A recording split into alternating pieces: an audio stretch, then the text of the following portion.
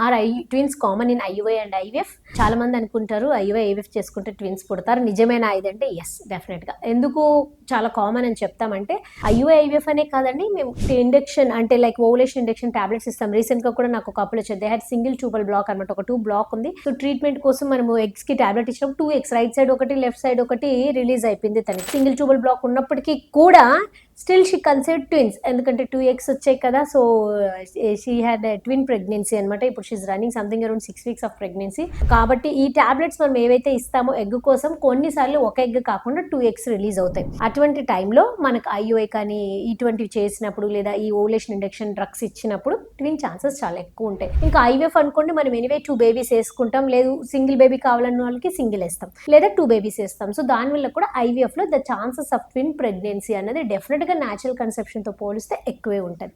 Thank you.